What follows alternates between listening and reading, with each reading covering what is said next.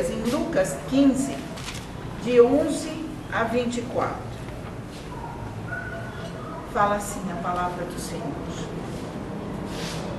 Continuou: certo homem tinha 2 filhos. O mais moço deles disse ao pai: Pai, dá-me a parte dos bens que me cabe. E ele lhes repartiu os haveres. Passados muitos dias, o filho mais moço, ajuntando tudo que era seu, partiu para uma terra distante e lá dissipou todos os seus bens, vivendo dissolutamente. Depois de ter consumido tudo, sobreveio àquele país uma grande fome e ele começou a passar necessidade. Então ele foi e se agregou a um dos cidadãos daquela terra e este o mandou para os seus campos a guardar porcos. Ali desejava ele fartar-se das alfarrobas que os porcos comiam, mas ninguém lhe dava nada. Então, caindo em si, disse: quantos trabalhadores de meu pai têm pão com fartura e eu aqui morro de fome? Levantar-me-ei e irei ter com meu pai e lhe direi: Pai, pequei contra o céu e diante de ti. Já não sou digno de ser chamado teu filho. Trata-me como um dos teus trabalhadores. E levantando-se foi para seu pai. Vinha ele ainda longe quando seu pai o avistou e, compadecido dele, correndo, o abraçou e beijou. E o filho lhe disse: Pai, pequei contra o céu e diante de ti. Já não sou digno de ser chamado teu filho. O pai, porém, disse aos seus servos: Trazei depressa a melhor roupa, vestiu, pondo-lhe um anel no dedo e sandálias nos pés. Trazei também e matai o novilho cevado. Comamos e regozijemo-nos, porque este meu filho estava morto e reviveu. Estava perdido e foi achado. E começaram a regozijar-se. Senhor, põe no coração, nos nossos corações, Senhor, a tua bênção, o teu entendimento, a tua sabedoria que esta palavra nos traz, Senhor. Eu repreendo toda dispersão, todo alheamento, toda sonolência, que nós possamos aprender e entender o que realmente o Senhor tem para cada um de nós. Em nome de Jesus. Amém. Amém, queridos?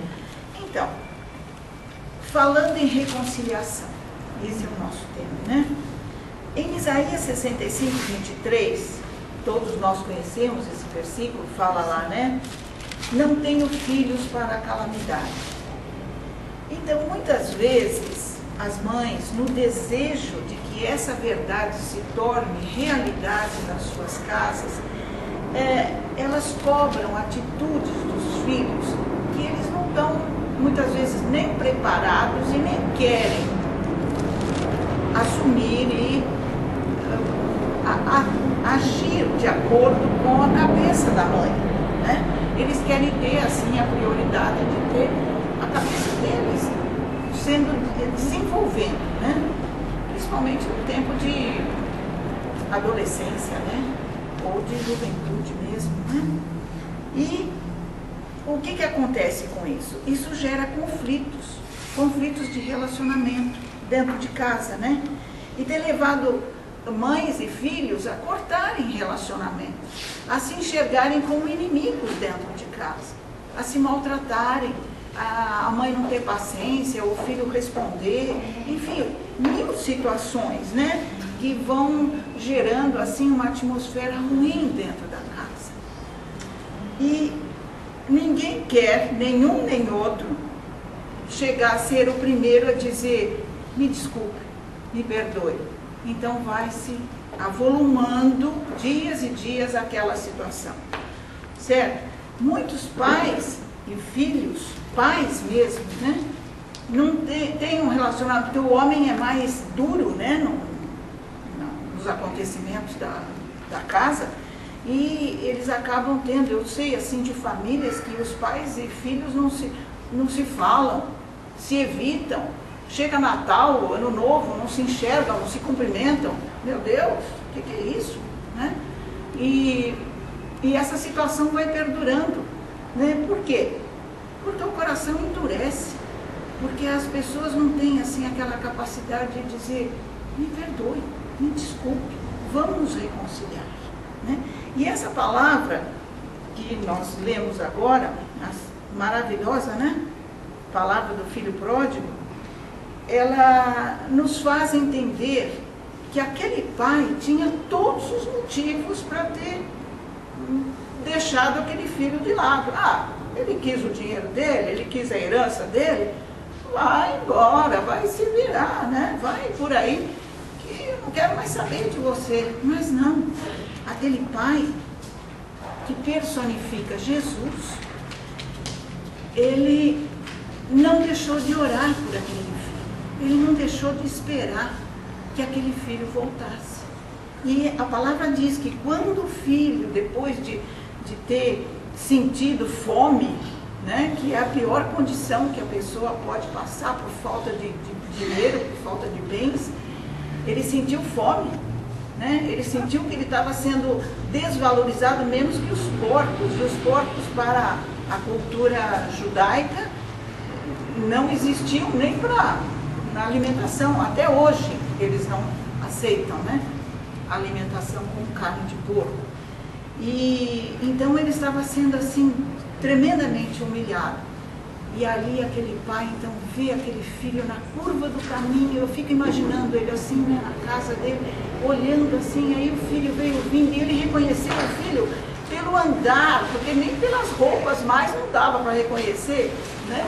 Então pelo andar, pelo jeito dele, você imagina a alegria desse pai, né? A alegria, a felicidade. Ele correu para perto do filho, abraçou. Você está de volta, que maravilha. Então ele diz, né, aqui no 24, versículo 24, que esse meu filho estava morto e reviveu, estava perdido e foi achado. E começaram a regozijar-se. Como ele deve ter sofrido, né? Pensando no filho, né? Pensando, que filho ingrato, né, que eu tive, mas ele não levou nada em consideração. Você imagina como ele deve ter orado, como nós oramos pelos nossos filhos, para vê-los de volta à casa. Muitos já se distanciaram da casa, casaram, iniciaram outra vida, e de repente a gente vê que eles estão num caminho errado, estão numa situação equívoca. Então, você fica orando por aquele filho, que ele volte aos caminhos do Senhor, volte a ter paz, volte a ter integridade, né? E esse pai também, ele deve ter orado muito, como nós mães que oram, né? As mães que oram. E no versículo 17 e 18 confirma esse comentário que eu fiz, né? Que ele, caindo em si, ele diz: quantos trabalhadores meu pai tem pão com fartura e eu aqui morro de fome? Levantar-me-ei e irei ter com o meu pai, né? E lhe direi: pai, pequei contra o céu e diante de ti, já não sou digno de ser chamado teu filho. Queridos, o filho pródigo, ele só restaurou a sua condição de filho quando ele reconheceu que aquilo que ele possuía junto ao pai era mais do que ele podia merecer, certo? E ele abandonou o sentimento de ingratidão e o pensamento de que era pouco que o pai dele lhe dava. Então ele estava como um filho ingrato dentro de casa. Então ele abandonou aquilo pela necessidade extrema que ele estava vivendo e resolveu voltar para casa, e foi aquela alegria, tá? É tempo de reconciliação na sua casa, é tempo de nós repensarmos, né? Abra a porta do teu coração e prepare perdão, e prepare um banquete. Aquilo que está, muitas vezes não é um filho, mas é um marido, é um parente, é uma situação que com o perdão, que com a reconciliação, nós podemos transformar. Com esse Espírito maravilhoso que Jesus Cristo nos deixou nesta palavra, nós podemos reformular, nós podemos ter tranquilidade, porque quando falta o perdão, quando nós temos uma dúvida que falta o perdão, uma dúvida com alguma pessoa, essa pessoa nos persegue. A todo momento a gente lembra daquela situação que foi criada e isso nos incomoda. Amém, queridos? E agora tem um outro item também. No versículo 25 da parábola, fala assim: ora, o filho mais velho que estivera no campo, e quando voltava, ao aproximar-se da casa, ouviu a música e as danças. Chamou um dos criados e perguntou-lhe o que era aquilo. E ele informou: veio teu irmão e teu pai mandou matar o novilho cevado porque o recuperou com saúde. Ele se indignou e não queria entrar. Saindo, porém, o pai procurava conciliá-lo. Mas ele respondeu a seu pai: há tantos anos que te sirvo sem jamais transgredir uma ordem tua, e nunca me deste um cabrito sequer para alegrar-me com os meus amigos. Vindo, porém, esse teu filho que desperdiçou os teus bens com meretrizes, tu mandastes matar para ele o novilho cevado. Então lhe respondeu o pai: meu filho, tu sempre estás comigo, tudo que é meu, porque esse teu irmão estava morto e reviveu, estava perdido e foi achado. Queridas, muitas pessoas se afastam da igreja e quando voltam aos seus caminhos, aos caminhos do Senhor, quando voltam a nossa companhia aqui, a festa no céu, o céu se abre.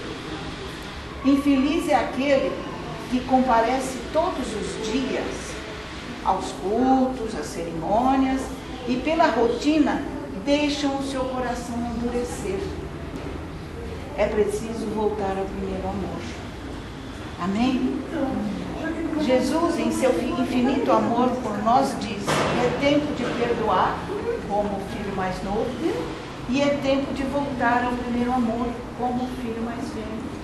Esse filho mais velho diz ali: eu estive a vida inteira trabalhando, não cobrava nada, estava aqui junto. Ele podia ter cobrado tudo. Ele era dono de tudo, dos negócios do pai, enfim, tudo aquilo que estava ali, que estava nas mãos dele. E ele teve uma atitude de inveja. Ele invejou o próprio irmão que estava voltando, que tinha passado uma necessidade extrema e estava voltando ali. Então o coração dele estava duro, né? Ele tinha sentimentos maus. Ele não tinha sentimentos bons como aquele pai que perdoou. Então era o próprio irmão dele, né? Então é tempo de perdoar e tempo de voltar ao primeiro amor. Então vamos examinar o nosso coração para ver se a gente também não tem esse problema, né? Ah, eu estou aqui na igreja, Deus não lembra de mim. Olha aqui, eu faço tudo direitinho, eu dou oferta, eu dou dízimo, eu compareço ao culto, eu oro, eu levanto minha mãozinha. E o seu coração, como é que está? O Senhor quer que a cada dia você renasça. Que a cada dia, né, quando amanhece o sol, você diz: Senhor, eu entrego o meu dia na tua mão. Eu quero que todos os acontecimentos deste dia, Senhor, o Senhor dirija. Então é um renascer diário. Amém, queridos? Que nós possamos, nessa parábola do filho pródigo, ver os dois extremos, né? Aquele que fugiu, mas foi resgatado pelo amor, né? Pelo amor do Pai, pelas orações do Pai, e aquele que estava ali trabalhando, cumprindo seus deveres, mas tinha o coração duro, vaidoso, invejoso. Amém, queridos? Vamos nos examinar e vamos orar então, queridos. Vamos nos levantar, orar, para que essa palavra ela seja sedificada no nosso coração. Vamos repetir. Senhor, permita-me examinar meu coração e ver quais são os meus sentimentos. É necessário haver reconciliação em minha casa? Ajuda-me, Senhor, a encontrar as palavras e atitudes certas para que essa reconciliação exista no meu lar. E será que estou tendo um coração endurecido, achando que por estar em sua casa, Senhor, tenho prioridade e que o Senhor me esqueceu? Ajuda-me a ter um coração puro, amoroso, voltado a Ti. Ajuda-me a renascer todos os dias em Teu nome. Amém. Amém. Deus te abençoe.